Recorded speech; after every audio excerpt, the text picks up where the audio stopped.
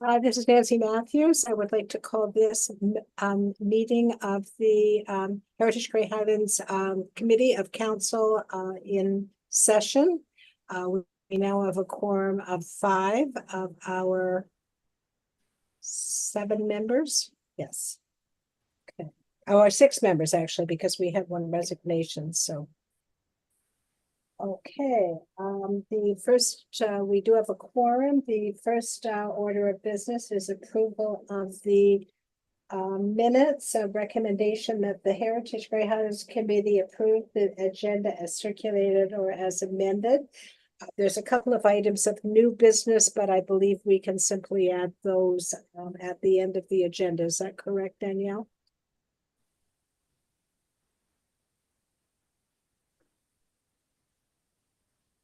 Should add it to the agenda.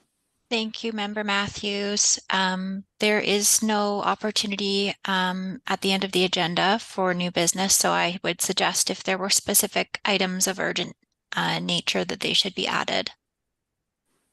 Okay, the items that need to be, oh, sorry, Stuart. I move to add a new business at the last item of the agenda. Amend the agenda. Through the chair to Member Halliday, are you thinking a member's privilege section? Yeah. Yeah, that would work because it's all internal. It's pretty much internal stuff anyway that I know about. Okay. Okay. So that's a motion. Need a seconder. Member Meslin. All in favor? Carried. Thank you. Okay, so that's good. So the Move. So now can we approve the agenda as amended with the members' privilege section? Yes. Motion. Move. Halliday. Approved. Wickens, Member Wickens, Sharon, and all in favor? Okay, carried. Thank you. Is there any declaration of pecuniary interest on any of the agenda items? None declared. The recommendation is that the heritage item number 4.1, Heritage Grey Highlands Committee to approve the minutes of the 2024-07-23 as presented. May I have that motion from Member Dubic? Seconded. Member Wickens. Is there any discussion or concerns regarding the minutes of the previous meeting? None declared. All in favor of accepting the minutes as presented? Okay. Okay, that's been passed. Okay. Now we get on to the good stuff. So item number 5, the Heritage Grey Highlands Committee received the HGHC Chair update for information. And then there is a second recommendation. So I think we start with the first one is that we accept it for update. All in favor? Oh, I guess we have to move that. Okay. I don't know. Or do I move that we accept? At this point, I better turn it over to, I turn the chair over to Councillor Dubic just so that I can speak to this issue. Thank you. Okay, so that's been done. Okay, so the first the first item it was that we have lost Ben Patey. He does have some serious health problems, and he's actually been gone for a couple of weeks now to live in Ottawa. And my recommendation, I mean, I have personally thanked Ben. He did stop by here and drop off a lot of information, including a big long list of one of the biggest roles Ben did, because he's a retired contractor. He kept track of materials and craftspeople that could do heritage work locally, and that's something that we are frequently asked for.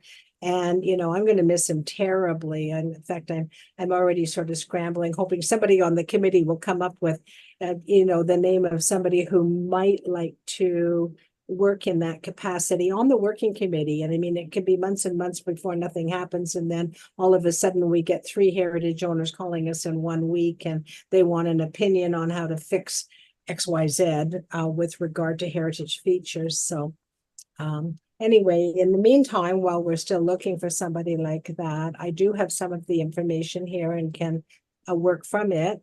But I did wonder if we would like to recommend to council at their discretion, if they would like to send a formal letter of thanks, because Ben's been on the committee.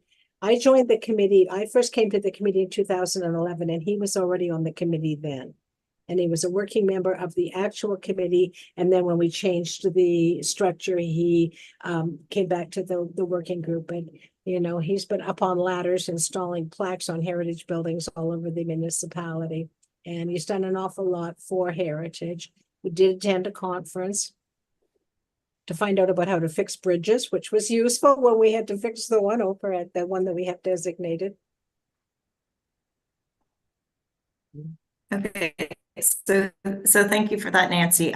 Just in terms of that motion, maybe once we do the motion on just accepting your report, we can maybe add that motion at the end, if that's agreeable with you. That suits me just fine, as long as everybody understands what it was all about. The Community Heritage Ontario. I basically just wanted you guys to know what was going on. Next year's conference is in Prince Edward County. And I think the theme of designation of heritage buildings as an economic driver, attractor for tourism, and a community benefit is very much in line with what we in Grey Highlands, you know, Heritage Grey Highlands, would like to see happening here. So, you know, it might be a really good session for, depending on when we see what the final sessions are, it might be a very good session for other people to attend, or for Nadia. I know you haven't been to a heritage meeting yet. That might be a good one for a good introductory one, and to be talking with the staff and the people in Prince Edward County, because they are, with all due respect, miles ahead of us in this field, and all of our venues and everything. I mean, they're taking us to barns that are now farmers markets, and they're taking us to, you know, old theaters that are now art galleries, and, you know, so all kinds of great ideas for some of the heritage buildings that are no longer being used in their original capacity in Grey Highlands. So that's really just an update, and we won't really probably know. That will be a decision we'll maybe need to make come February when the agenda is out. And in the meantime, I intend, of course, to go. Right, and maybe, sorry, Nancy, just as a point of clarification, we do have some budget dollars, as you were just indicating, for these types of conferences.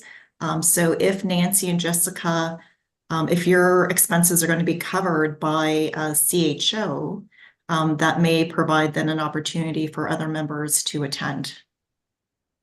A lot of our expenses are covered, and it won't be as expensive.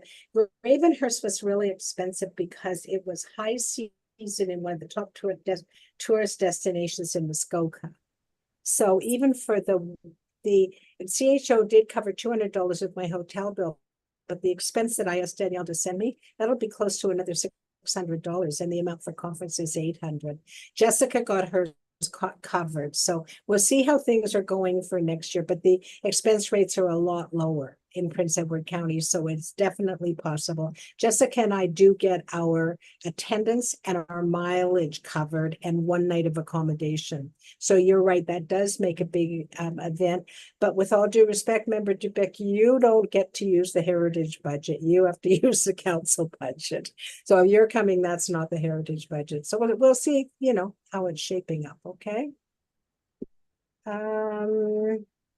And then the other stuff on my update is just, oh yeah, this is a little bit concerning. Randy Simon contacted me, and he has requested information about having the designation removed on the Armstrong Hickling House, which is one of our earliest, it's a very early heritage property. It's a landmark and it's been designated since for a long time. And his issue is that his insurance company is telling him he owes like a fortune because it's designated. And this is an issue that heritage owners are facing around the province. Community Heritage Ontario is working on it. I've given him the name of a couple of companies that we have been told do not make a distinction. Having said that, any old property, and I know Stuart, you owned one. If it's an old property, whether it's designated or not, and you're asking for replacement value for 200-year-old heritage beams, then it's going to cost you more money. And that's a fact of life, designated or not. So some of that is going to be built in, and that's, anyway, I guess, Maddie, your chairings. Yeah, so Member Halliday. Yeah, thanks, Nadia. Yes, I did own the house on the hill, as they call it, which was the Heritage House. Yeah. Right, and it's listed as a property right now. What I found out with my insurance company, and I wasn't with TD with them, but I wanted to have replacement value, and so at that time, the house was worth on the market was worth $250,000, and to replace it would have been $500,000. So I opted out to pay the extra insurance because if it ever burnt down, I certainly want it replaced. So, but I thought that's one of the things that we were going to be looking at was the sort of a 20% reduction in property taxes, and that could possibly help to offset that insurance, because I know if you get the 20% reduction, you have to show a use for that 20%. Now it could be, and we would need to check on is having expensive insurance because it's a heritage designation, a write-off that's able to be into that 20%. So that would be my question. Nancy? In the last meeting, we did request an update, and the head clerk, Amanda, yes, Van Alstine came on. That bylaw has never been passed. I guess she had a lot of work. We went for a period without a clerk. There was a changeover at clerk. Raylene was working on this before she left, and I gave Raylene all sorts of samples. So unfortunately, that bylaw hasn't been passed. It's well overdue, but it is what it is. And they just, it's a bit of a staffing issue, and there are samples that can be used, but it's a kind of work, and it's not just a bylaw. The approval of agreeing that we can offer the 20% is not the issue. It's how it's offered, how it's applied for, and there has to be, the big issue is normally when you do it, you put something called, it's like a hold on the property, and it's a heritage, right? Something, a heritage holder, a heritage. It could be technically it's a bit of a property lien. So it's not a lien. It's called a heritage right. Yeah. Oh, I'm sorry. Okay. It's going out of my mind. I'm not a heritage planner, but there's a specific document, and it has to do with the heritage. Not a right of way. It's a something, and all it does, basically, the most basic version of it, which is all we need, is it's an agreement signed by the property owner that lists the heritage features that will be kept up to a certain minimum standards. So paint and whatever, those kinds of things that happen to be listed. And in order to qualify for the reduction, they have to make sure that the building is not, the windows aren't boarded up and the paint isn't peeling off, that kind of thing. So it's fairly simple. And in municipalities that have it in effect, it's very effective. So I agree with that. So what I did was I did get back in touch with Randy. I gave him the name of the 2 insurance companies that we know of so far that may not charge him. And I did say that this bylaw is probably coming hopefully sometime in the near future. And that he would qualify for it as long as he remains designated. So hopefully we can work something out with him, and hopefully he can find insurance. But it's not a story I haven't heard before. The people all over the province are having this problem. And it's something that we've got to study. Okay. So Member Holiday? Yes. Could we find out, Nancy, some of these, would the fact that you're having to carry an extra burden of insurance costs to keep it keep the heritage possibility alive, qualify as one of the expenses under that essential, commitment that you're making? Could we find that out so that then if that was qualified, then perhaps we could ask Nadia to try and push along this system. But I certainly, if it doesn't qualify, then it would be something that we need to look at further. Nancy, go ahead. It's already part of the normal agreement that you sign. I'm sorry, I did talk about maintenance, but the other part of it is to maintain adequate insurance. Okay, it's part of it. Okay, that's understood. That is part of the expenses that are recognized as things that and they don't have to justify spending it to the penny, as I understand it. Right. Well, I know it was almost double my insurance. Okay, so thank you for that, and we can also ask the clerk for an update, maybe for our next meeting, to see where we are at. Member Wickens. Yes, I agree with that, Nadia. If I call you wrong, I'm sorry. I think we need to know what the status is of this bylaw, because we have been talking about this 20% thing. We've been talking about it for quite a while, and it would be nice to know where it is, how far staff got, so that if it just needs a little bit of work done, get it completed so it can be prepared. Like, I think it's only fair that we have these heritage buildings and we said, there's going to be this 20% discount. I know we talked about that to the Fawcett Farm people back in the springtime. So it's on our onus to make sure that it is followed up. I know what they said, staffing. Well, it's still accountability to make sure that this is followed up. Okay, thank you for that, Sharon. And so we can add it to our next agenda. Nancy? Yeah, well, I mean, and much as I appreciate that it is something that it's a fair bit of work for the clerk, this idea was passed by the previous council. And I know that we've had disruptions for staff and that we don't have a heritage planner. I would be glad to go back and find more examples to send and then what the clerk said is it's sitting on her do list. It just hasn't hit the top yet. And, we bring this up every meeting, and Member Wickens is absolutely right. I am hesitating to even approach the people that own the listed buildings about designating them, because I don't have anything to offer them except a whole lot more red tape for which they don't get anything. And, so I've been hesitating for close to 2 years to do anything about that situation, because I'm looking for the carrot, that we can offer. Makes sense.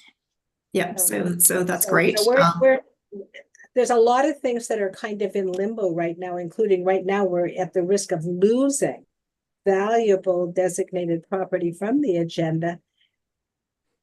And that could be one of the things, the incentives that would help keep those properties there and help us add more properties. So yes, thank you for that. So point well taken, and we'll add that to the next agendas and understand status and what we need to do to move things forward. Thank We you will for leave that, in your Nancy.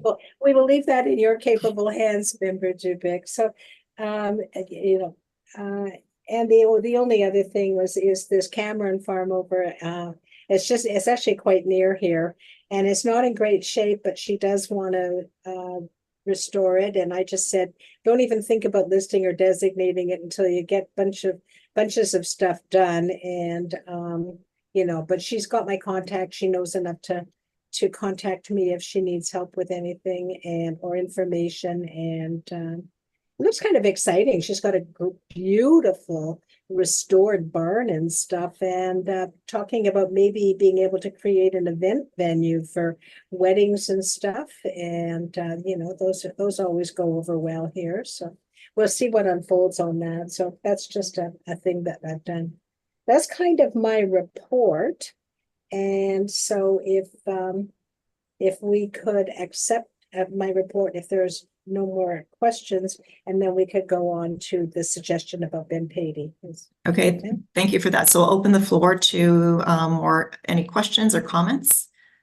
Stuart, did I see your So I hand? was going to make a motion to accept it, and that that we included in that motion that we recognize the great work that Ben Patey has done for the Heritage Committee over the years, and that we ask the mayor to have some sort of certificate prepared for him, and also that that we request a follow up on the discount bylaw, all sort of a all inclusive three-part motion as a Okay, result of the discussion in this section. Okay, so thank you for that. So there's 3 items to the motion. I believe Coordinator Thompson will be helping us out maybe with the wording. But to that, can I have a seconder? Dave, thank you. Any conversation on this motion? Okay, so I see none, so we'll take that to a vote. Those in favor? Okay, and that is passed. Thank you. Coordinator Thompson, maybe I'll just check in with you, but I do believe that was the motion was quite clear. And so great. So we got the nod. Okay, so Nancy, would you like me to continue as chair, or would you like to? Yeah, I think take that so, over? because we're going to be talking about the walking tours and Perfect. Okay, and so we're moving on. Yeah, if that's okay with everybody. Okay, so we're moving on to item Yeah. 5.2. So it's the Heritage Walking Tour. So Yeah. Nancy, would you like to maybe give us the background? Okay, well, I was approached by Ruben from the chamber. And he owns the building that the chamber office has been moved to in Flesherton. He's willing to put a really nice big, there's a sort of quite a big brick wall between the door into the chamber office and the door into the hairdresser, both of which are in the building that he owns. And he wants, so it'll be visible from Highway 10 and from anybody coming into Flesherton from the Collingwood area. And he wants it to say, welcome to Flesherton. What triggered this is he said there's a lot of people up around on the weekends. And, you know, and he'll if the chamber is open, oh, this place is so cool. Well, what's that building? What's that building? Blah, blah, blah. So this is the thing, and Stuart knows about it. This is what there is. But as you can see, it's a little bit clumsy. And if everything's closed, it's not available. These have been available since 2017. They are very highly researched. What Ruben would like to do is create a QR code, which I believe was discussed in 2017. It just never happened. Create a QR code that could be posted on the welcome to signs all through the municipality. And he would put the QR code on the window there. There's all kinds of, we want to start with Flesherton as kind of a type trial. But the chamber is now not just Grey Highlands, it's also West Grey and I don't know, Chatsworth or whatever, and they would all maybe also want to do it. There's opportunities for those QR codes could be posted in windows, like, and people who have businesses, if their QR code could link you to the map, especially if their business is in a heritage building, it could link it to the map, but it could also link it to their website, and they would pay for that service. Okay. You know, so there's Sorry. all kinds of opportunities. But we do need to fix that so that it is digitally more friendly. And also, much as this, you know, having a printer print on 8.5 by 14, we need something that would print on 8.5 by 11, because 95% of the people that have a printer at all anymore only print 8.5 by 11. Thank you for that overview, Nancy. We do have a question from Stuart. Yes, I sent Nancy a bit of an email. I don't know whether you received it or not. I did. Okay, so there's a bit of background that in 2016-17, Kate Russell was the curator of the museum at the time, and she wrote the seven walking tours, and we installed 7 kiosks in our municipality on municipal land. That wasn't done. The kiosks weren't done until about 2019, but they were done. And so the QR code concept was actually to be implemented on each one of the kiosks. It doesn't mean that the QR code couldn't be shared elsewhere, but the idea was that so back in 2018 there was an attempt made by the curator at the time to consolidate the let's say the verbiage into you might say something that was a little bit more 8.5 by 11 and folded in half, and try and condense it. He had summer students he had 3 summer students, and they were supposed to work on it, but they never completed the thing. So I think it's a great idea to have this QR code spread around, but most particularly on the kiosks, which the Artemisia Heritage Group spent $10,000 towards investing in those kiosks, and there are 7 of them. So, but it doesn't mean that the information can't be shared.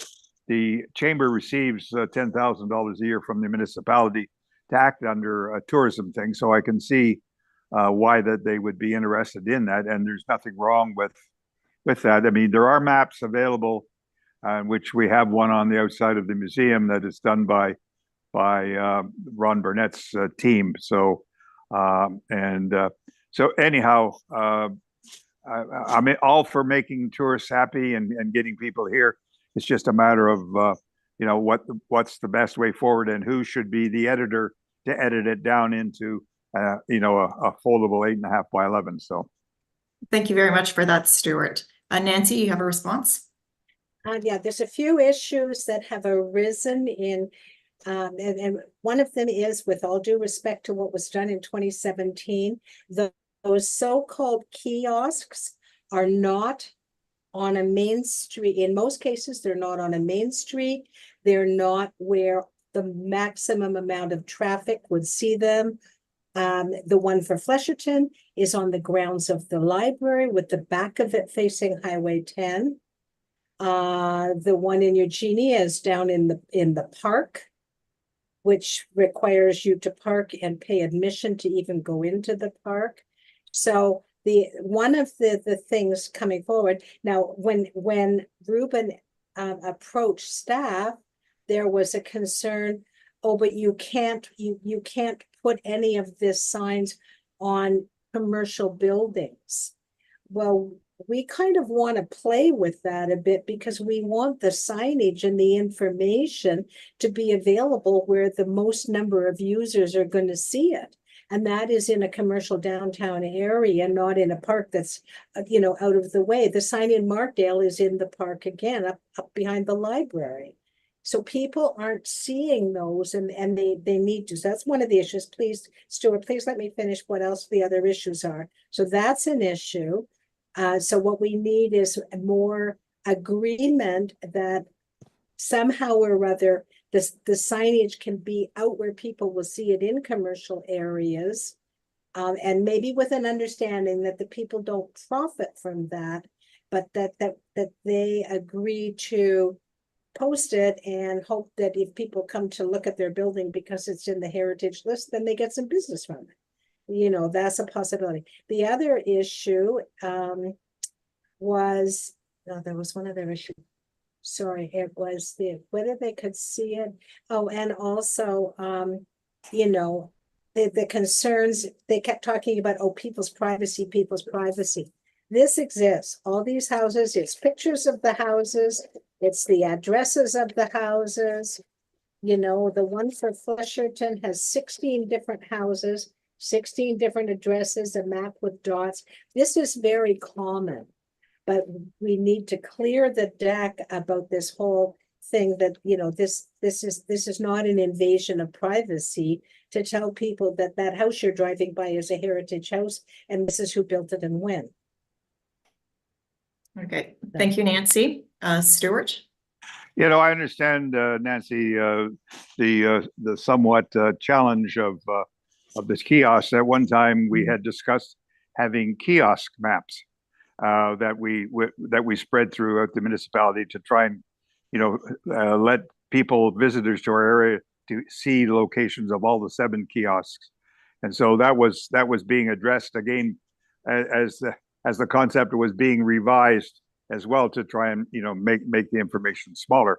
So it's a matter of of trying to figure out what's the best way to spread the news, and then also who's going to do the job, and whether or not we outsource it or we to make a more updated brochure. Now we at all our libraries, we do have those existing ones as well, and so the libraries are also in our parks, and people do visit there as well. So it's our libraries are considered tourist things as well as I think we do have them at the museum as well. So it's a coordinated effort. So there's no resistance from me.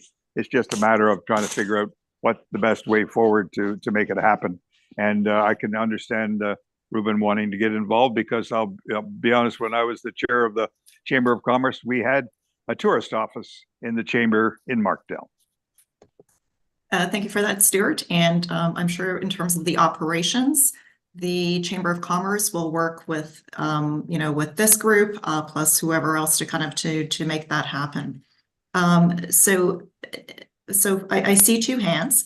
Nancy, did you have maybe a direct response, and then Sharon? I know that Sharon wants to say something. There are a couple of things, and we need to stop talking about what we did before. Going forward is where we're at right now. Yeah. So going forward is where we're at, which is great. Ruben has actually got the wherewithal. He's a young guy and he's got the technology. He was going to send me all the wording, and we just haven't got there yet. But he, just to look and see if what's there is still valid, because some of those buildings could be gone in the last 5 or 6 years. Very few of them are designated. So that it just needs to be verified that it is accurate, what's there now. And Peter, the curator of the Great Highlands Museum, has also offered to be involved and to assist, and he would be one of the places, and they do have tourist brochures there when they are open. And I definitely hope that we would be able to work with the library. So I think between the chamber, the library, and the museum, we should be able to develop the brochure. What we basically need from the municipality, and with all those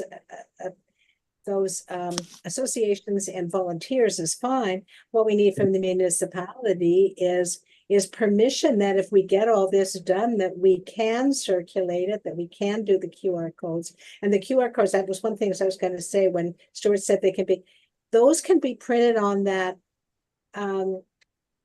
see-through plastic stuff that you stick on a window. You know, you could probably, they're probably 50 cents each to print. So that's not an expense. It's virtually costless. Thank you for that, Nancy. Sharon? Yes, thank you. In regards to this, I think this is something that is very important to people coming to our community. We want people to come. We want them to spend their money. We want them to enjoy us.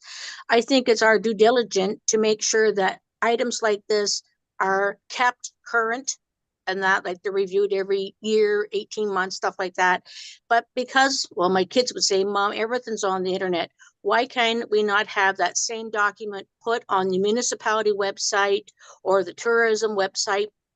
So people will say, oh, let's this weekend go here, because I know people that come down to Eugenia Falls will come from Windsor, London, and like when the park would be closed, I came all this way. I'm going in no matter what. So we have to use the new technology to capture that group that's coming and to make them be aware of what we have. Great, thank you for that, Nancy. Sorry, Sharon, and I'm sure Nancy can take those comments away, you know, while working. Yeah, no, I totally agree with that. And I've been looking, I mean, on CHO, I work with other municipalities and they have things like there's some of those interactive maps, and you just push a button on the map and up pops information about all kinds of different buildings. So we can start with what we've got and grow it. But what we need from the municipality is permission to go forward with doing that, because basically, I mean, the heritage on this, it was community partners, the library, the municipality, the museum, Ontario 150, Canada 150, and the Flesherton Beautification Program, all for that one, you know. So I don't see that there should be any objections to this. Okay, that's great. If I may just ask two broad questions. If there is any other questions, I know the chair can ask just, you know, sort of a question or two at the end. Does anybody have any other further comments to be made at this time? Stuart? Yes, I'm saddened by the fact that we lost a lot of momentum when a lot of things collapsed back in 2019. Okay, and we did have, in fact, we had a major cultural plan, which I'll come up under privilege, but we also had a website called Visit Grey Highlands. So there's a lot of things that got lost, and I'd like to try and revitalize them, and along with what Nancy's saying, update them. All right. So, and having them on the municipal website under Visit Grey Highlands could also be something. So. Okay, so that's great points. So that can be taken away also maybe by Nancy. So if there's things to be leveraged to continue to move forward, that is, you know, in terms of resources. You know, we get the documents developed, but they're posted. They're posted, yes, on the municipal website, but on the library website, on the museum website, anywhere we can post them, on the chamber website. And because people go looking, they Google, you know, anywhere that Dr. Google is going to pop them up, visit Flesherton or visit Markdale or visit whatever, you want them to see that and to activate it and have it trigger more interest in staying, you know, and doing more exploring.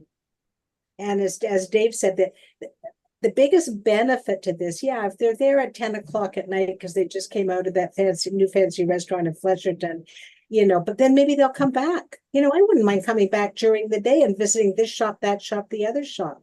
That's the impetus. It's not just to promote heritage. Yes, it promotes heritage, but it also promotes tourism and economic development. Yeah, so great point. Thank you for that, Nancy. So if I may question, when we think about accessibility to the information, has the committee or, you know, sort of all the stakeholders as you're working on this project, have you considered audio options? So like say like an audio, so if you go to an app or to a website where the information is at, you know, could there also be say an audio clip sort of giving the story behind a building. That in the city of Markham has that. And each dot on the digital map that you pull up of the City of Markham website, you hit the dot for that, and you're walking through town, you've got that in your little cell phone. You get to that building, you hit that dot, and it's about a 1-minute video of somebody talking and explaining and what the building was, who built it, how old it is, what it was used for originally, what it's used for now, you know, whatever information they feel is pertinent. And then you can just stop the video, walk along the sidewalk, get to the next building, and hear some more. So it's definitely doable. That is something that probably the audio staff at the library, they have the wherewithal to do that. I think that's an excellent idea, something I think that we should consider as step 2. Let's get it up and running and get it accessible digitally. And then, and as Sharon said, and I think that's important, it's an ongoing project. And maybe it's something that somebody who's really interested in just kind of takes it on, and bit by bit, they work with one municipality with the other. And I know Ruben's really interested in doing the high-tech technology, and the chamber budget might be able to pay for some of that. So, you know, it's a great suggestion, Nadia, and something that I would love to see, but I don't think we want to do that in step 1. Step 1 is to get it up and running. And then step 1.5, absolutely. If we can add digital stuff, that's great. You know, videos and audios, that's great. Okay, fantastic. All right, so we do have a motion written in our agenda. So maybe I'll just read that out, and we'll look for supporters. That the Heritage Grey Highlands Committee recommend that council approve a collaborative project between HGHC and the South Grey Chamber of Commerce to make online self-led heritage community walking tours available to the public, and that the Heritage Grey Highlands Committee recommend that council request for the walking tours documentation to be presented for council approval prior to being made available to the public, and that the Heritage Grey Highlands Committee direct the Heritage Grey Highlands Working Group to proceed with the development of the walking tours upon council's approval of the collaboration between HGHC and the South Grey Chamber of Commerce, and that the Heritage Grey Highlands Committee requests that the HGH Working Group bring the walking tours documentation to a future HGHC meeting for approval prior to presenting to council. Okay, that's a bit of a long one, but I think there's sort of the different steps to help support getting the project completed with stakeholders, to council, to this group, and moving forward. Do we need to mention the museum and the library, or do we just assume that will happen? Because we don't have their permission yet, so we can't really put them in the motion. And once council approves it, then we can add them to what we do and the next presentation.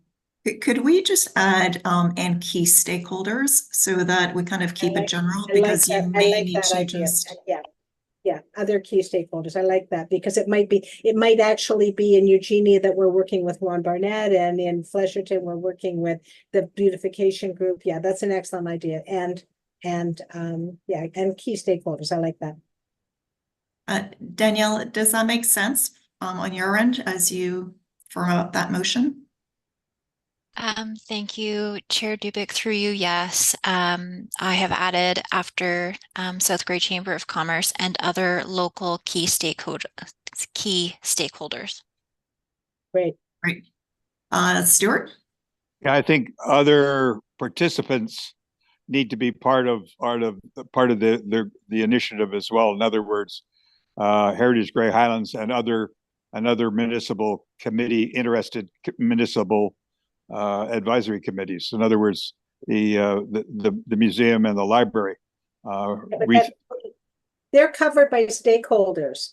Then let's not. No, that's itemize. the stakeholders at the end. I'm talking about the working on the reworking it. Nancy, you're you're missing my point. My point is that the museum director, might be interested in helping us, right? And also somebody from the library.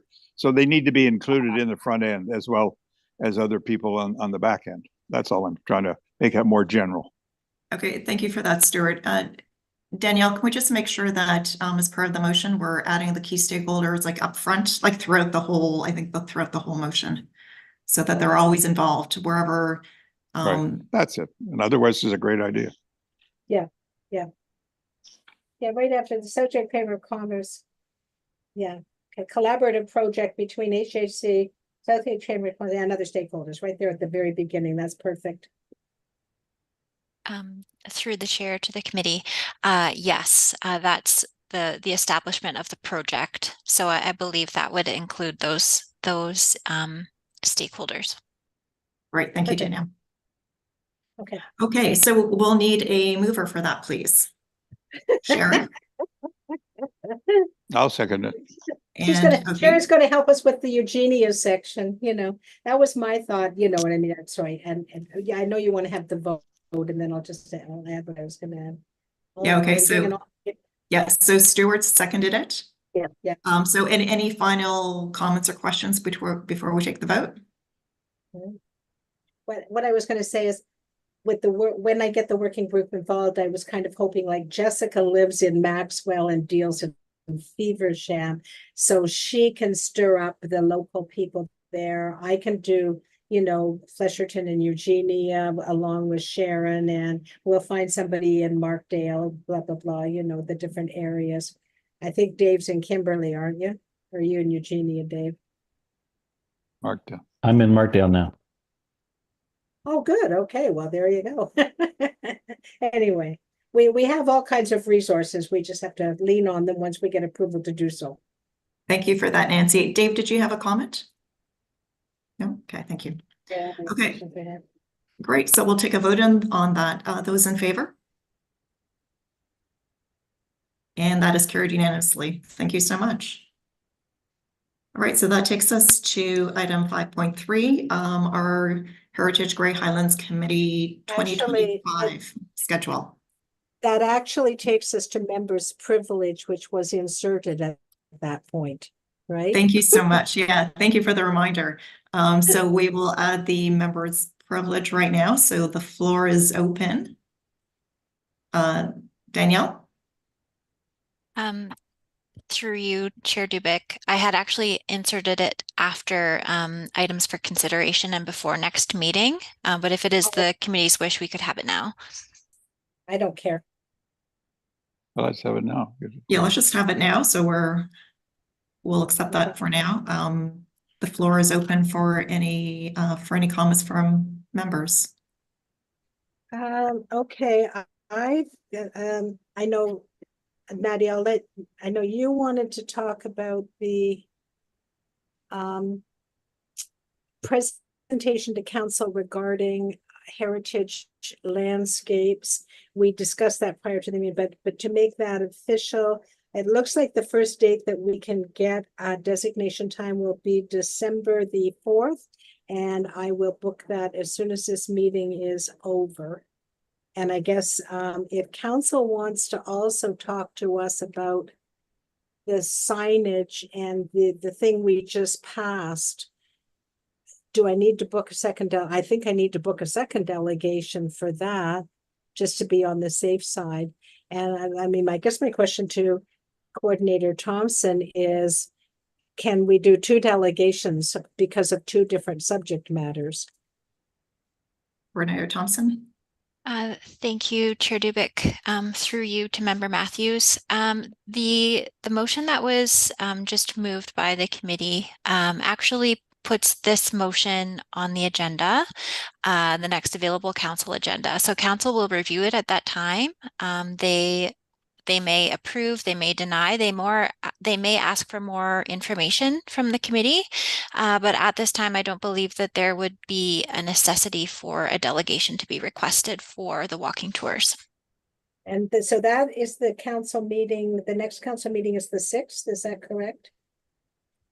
Through the chair, That's correct. The next scheduled council meeting is November the 6th. I'm thinking that these minutes will go on to the November 20th council meeting, just with the kind of the time that's required for the compilation of the minutes, the review, and then the subsequent placement on the agenda. I believe these minutes from today's meeting will go on the 20th of November council meeting.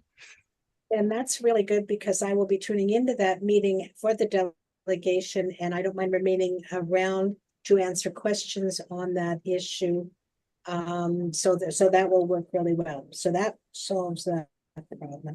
The other thing I had come up, and I know we all agreed a while back that we were not going to designate cemeteries unless there was a reason or a request. And I have had a request from Dimitri Heriton, who was the previous chair of Heritage Grey Highlands. He would like to see the Methodist Cemetery in Feversham designated. And it's inactive. It is a public site. And I don't see any reason not to designate it if there is public interest in having us do that.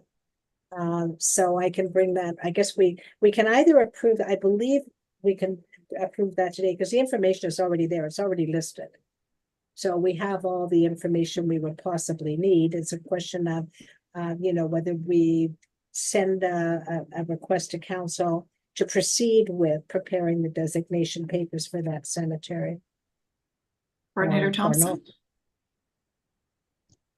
Thank you, Chair Dubik. Through you to Member Matthews, my suggestion would be that the designation, the recommendation to designate the Methodist Cemetery would come to a future Heritage Grey Highlands agenda. Yeah, that'll give me a chance to actually prepare something that looks more like designation papers for it. Fair enough. So just to let you know that's on. I guess before I even proceed with that thing, my question for the committee members, does anybody have any objections to us doing that? Yeah, that's kind of how I think. Oh. Okay, so I did see some heads shaking no, they're fine with that, but Stuart? Who owns the property now? Municipality. Oh, well, then Yeah, it's the one. It's not a problem then. The guy that, the municipality owns it. What we decided when all this thing about the listed properties came forward, we talked about cemeteries. We agreed that they weren't in any danger. No. And there's paperwork. It takes like 6 months to create a designation. There's nothing wrong with designating a cemetery. There's time, there's paperwork that you have to advertise in the paper, blah, blah, blah. So we agreed that we wouldn't do that unnecessarily, and we wouldn't do it for working cemeteries because we don't want, God forbid, somebody wants to bury their aunt and it can't be done because it's beside a heritage gravestone. We don't want that situation to arise. But it was agreed in our discussions, if there's a reason to designate a cemetery. And this one, the guy that founded Feversham, Edward Horton, donated the land for the cemetery and for 2 local churches and created the village and everything. He donated the land for the cemetery. He was the first person buried there, ironically enough. His tombstone is there. There's a memorial plaque to him there. So there's all kinds of good reasons to designate that cemetery and, and bring it forward that way. So. Great, thank you for that, Nancy. Any other items that members would like to share? Sharon? Okay, thank you. Jokingly, my girlfriend calls me the mayor of Eugenia because I usually find out stuff for people come to me and ask. Other than that, the United Church in Eugenia, Eugenia United is a municipality historical building, and it's called Highland. We are currently working with the Faithful Footprints program through the United Church of Canada, and that we are reducing our carbon footprint. So we will have our furnace oil tank, and our furnace will be taken out, and we will be using a heat source pump that will be through electric and propane, since we don't have natural gas or whatever. But we're doing this process. Quite funny enough, people are laughing because we still have coal under the steps. from when they used to burn coal back in the day and that. And we're doing this thing. And so we're following this through, and we hope by the middle of November, all this will be completed, and that we will have this all done. And we are also working with upgrading our electrical panel so that we can have space for a generator, so that it could be a cooling and warming center in Grey Highlands. And we found it through the history in 1948, the church was designated as the place for everyone to go in a disaster. So we've been gathering all this information, and everything's positive. Thank you very much for that information. Very interesting to see that you're reducing your carbon footprint, and also getting a generator, right? Just as a quick fact, I do understand that the seniors committee was asking about, safe places to go, for heating or cooling, in emergency cases. So great to know that that's happening. And that building is listed on the municipal register. It's one of the ones that we wouldn't necessarily proceed to designate because it's a church and it's not under threat, unless the church board wanted it designated for whatever reason, for prestige. Sometimes they want it, but otherwise, but it is already listed, and it should automatically end up being transferred to the inventory when the time comes. Right, thank you. Any further comments? Stuart, did I see your hand? Yes, a couple of points. I didn't have time to check, Nancy, whether or not the Anglican church, that lovely little white church in Maxwell, whether that's listed or not. No. But it's had its last service, and so it is whatever the process is for the Anglican church to put it in mothballs. It is now going into the state of mothballs. All right. So it's a beautiful heritage building. I think the stone on it shows that it was developed in 1823. So I think it's rather has some historical significance. Yes. Pardon? 53, not 23. Was it 53? Okay. Still a long time ago. All right. That's when 1853 was when when Maxwell, that whole thing happened there. But anyhow, I'm not sure what the Anglican Church is going to do with that property, but I'd like to see somehow that it gets saved. It's in the middle of a graveyard, and I'm not sure the state of that graveyard. But let's say you couldn't sell it to have it refurbished into a house, because I think it's in the middle of a graveyard there. So I just wanted to bring it into our committee's attention that John Butler and I are meeting with the minister to see what they think they could do with the property.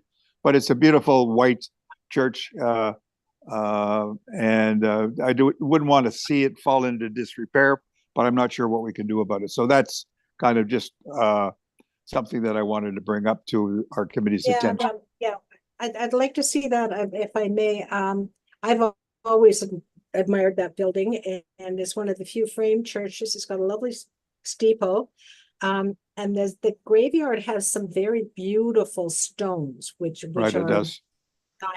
A heritage design value. Some of those old gravestones, and I guess where we have an issue, you're right. You can't sell it as a private house when it's in the middle of a graveyard. Right. So it would have to remain some kind of a public building. And if the church doesn't want it, then that means, and the municipality doesn't need any more public buildings. And when it comes to the town of Maxwell, they already have a community hall. Right, of course, and they already have a school. And, so the idea of them needing a community get-together place, unless it were turned into a museum, or, I don't know. Well, that's what I was thinking as well. There are two museums already in Osprey, which are run by the group itself, and they'll probably end up in the municipal inventory eventually as well. So it's just, again, an awareness that we're kind of working on it. And So the other thing is that in 2018, the cultural plan, which was an extensive community plan, expired, and it was on many council agendas to reformulate and update the cultural plan, which covered a lot of different things. I don't know whether anybody has seen it, but I can send it out to Coordinator Thompson.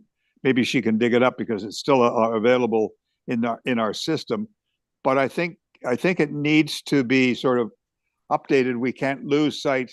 And everybody was kind of working on. We were meeting when Jim Harold, before he was sick, we were meeting on Saturdays to try and revitalize, the cultural concept for Grey Highlands. So anyhow, just aware that I got that in the back of my mind to try and figure out a way forward.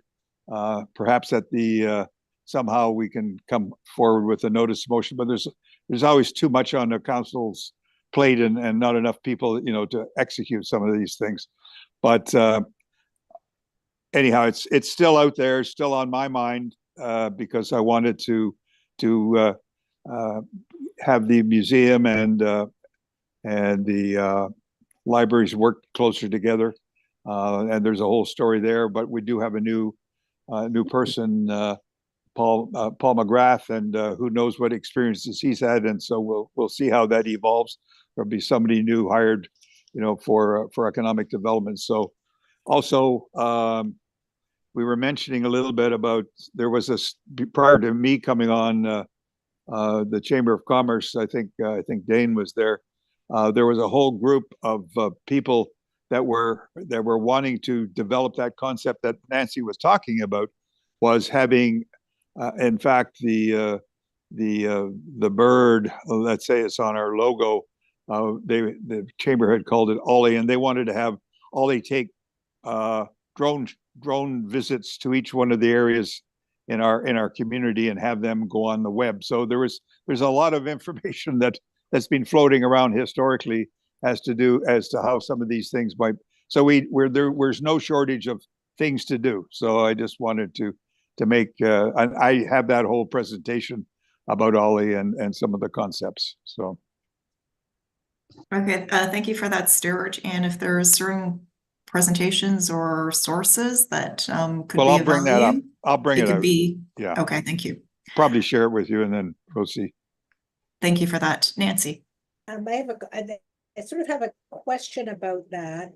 We are definitely, the Heritage Committee, the Heritage Buildings, Heritage Walking Tours is part of that cultural awareness. Right.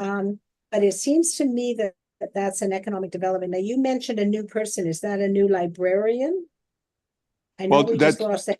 True, there is, but the current librarian, we've got an acting CEO, which we have Jeff Rosenberg, who's been the branch manager of Markdale. He's now looking after the total library, and he's a local fellow who's moving into the CEO position at the library. But no, I was talking, just in our Michelle Harris has left us, and Paul McGrath has replaced her. That's all. So and Krista House has left. So okay, so basically, I guess the point I would make, and I totally want us to be involved in a plan for cultural development, but it's not our job per se as a committee. So somehow or rather, although that's been raised here, that needs to be brought back to the attention of the economic development group to somehow. Oh, it will be. It will be. It's just make you aware of the cultural plan. Well, that's fine. I mean, to make us aware is fine, but then, okay, we also need That's what it's all about. Itemize what we will be involved in, which is down the road when it gets up and running, we will have our 2 cents worth. Of course. Well, you're talking about cultural landscape, so the word culture is there. So okay, so thank you for those linkages. Any other comments? Okay, so I see none. Coordinator Thompson, can you just remind me, did we have another agenda item before moving to the meeting schedule? Meetings, yeah. Oh, no.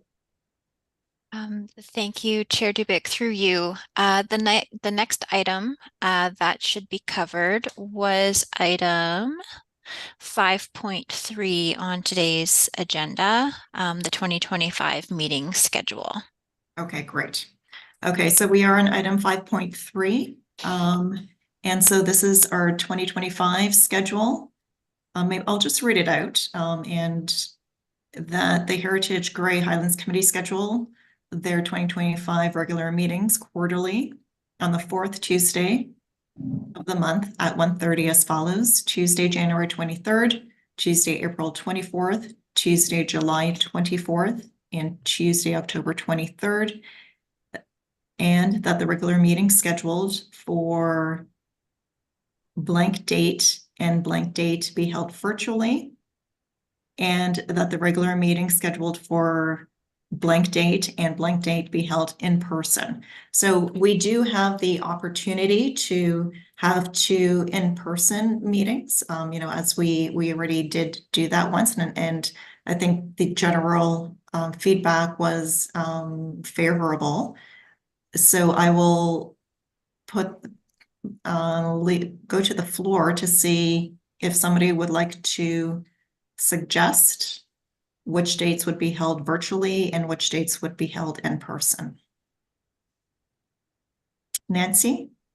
I'd like to suggest that January definitely is virtual, given that we live in the middle of the snow belt, that April, as per last year, could be in person, that the other two for now be scheduled as virtual. I understand if we wanted to change those to in person, we would have that opportunity at the meeting in April, should we decide. My concern about July, it's not that driving is bad, it's that everybody's busy in July. And if you're going to add a half an hour or an hour of travel time to go to a meeting, a lot of people in the middle of July might not want to do that. Okay, thank you for that, Nancy. So Nancy has moved the motion forward that the April meeting be scheduled in person and the rest of the three virtually. Is there a seconder? Oh, second. Oh, so I saw Sharon's hand go up first, so I'll give her that honor. Any discussion? Okay, so I don't see any discussion, so we'll just take a vote on that. Those in favor? Okay, that is carried unanimously. Thank you. All right, so we're on item 6, so the Heritage Grey Highlands Committee meeting. The next meeting then would be January 23rd. And that will be virtual based on our motion. All right, so that brings us to item 7, adjourn. That Heritage Grey Highland Committee adjourn at 2:40 until the next Hold meeting. on. Or Sorry. the chair. Yeah, Sorry, please. quick Steve. question. Yeah. It's on the third Thursday or the third Tuesday? Oh, I apologize. Tuesday. Did I say Thursday? For January, that would be, I think, the 21st. Sorry, my apologies. So Tuesday, January 23rd, 2025. No, 21st. No? Let's just get out our calendars here, just double check. I think the 23rd is a January. Thursday. 23rd is a Thursday, so it should say Tuesday, the 21st. That needs to be corrected in the agenda. Yep. Thank you for that catch, Dave. No It is the problem. 21st. Okay. Thank you. Oh, you know what? They're all on Thursdays. The April one should say the 22nd. I'm just checking my 2025 calendar. Correct. Yep. So it's the 22nd is April. And July should say the 22nd. That's a Tuesday. July 22nd, correct? And October should say the 21st 21st. and 21st. So those are all 2 days out of whack, and looks like Coordinator Thompson has something to comment there. My apologies to the committee. That is certainly my error. Let me just take a quick look at the meetings calendar that I had populated. bear with me one moment.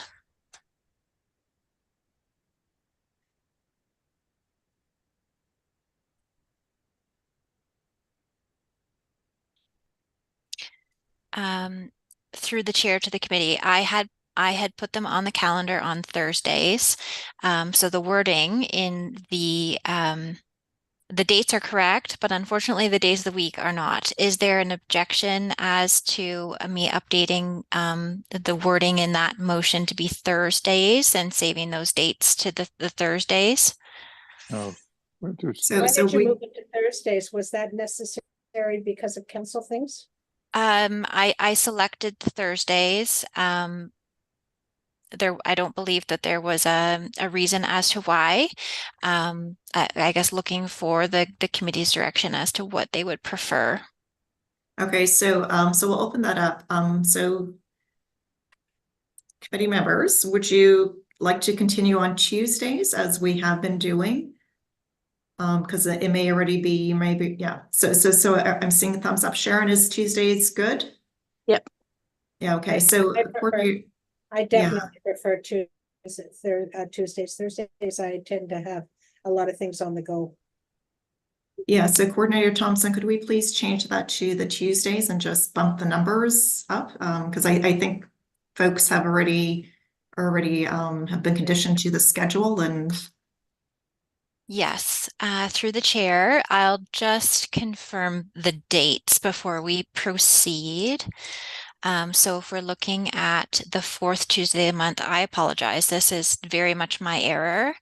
That would be Tuesday, January the 28th, I think we said third Tuesday. fourth Tuesday, the fourth Tuesday of the month, Oh, okay. as per the recommendation. Okay. So that would be Tuesday, January the 28th,